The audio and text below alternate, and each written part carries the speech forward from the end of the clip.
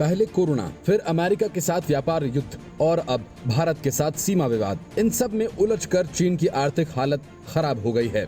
ऐसे में वो अपनी सैन्य ताकत या व्यापारिक पकड़ की धमक दिखाने की कोशिश कर रहा है।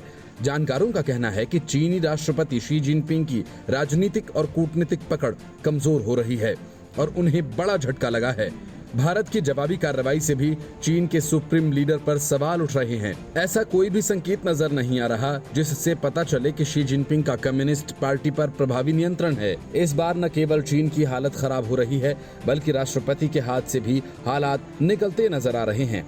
2015-16 के स्लोडाउन में चीनी राष्ट्रपति की छवि पर कोई प्रभाव नहीं पड़ा था, लेकिन ये समय उन पर भारी पड़ रहा है।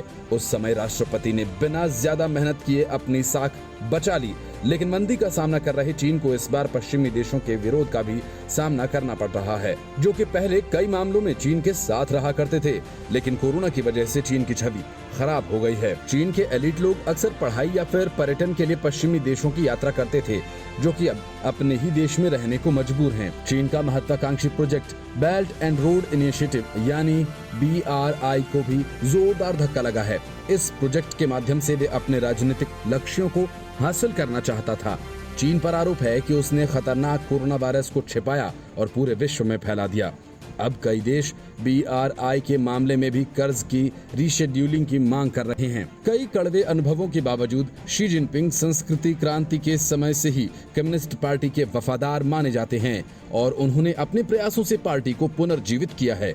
शी ने अपने देश में भ्रष्टाचार के खिलाफ भी बड़ा अभियान चलाया और विरोधियों को सख्त से सख्त सजा दी। स्पष्ट है कि चीन अपनी ताकत से पड़ोसियों को धमकाना चाहता था, लेकिन भारत की जबरदस्त जवाबी कार्रवाई की उससे उम्मीद नहीं थी। चीन समंदर में भी अपनी मनमानी करने से बाज नहीं आ रहा, लेकिन जापान समेत कई देशों ने उसे कानूनों का पालन करने की चेतावनी दी है।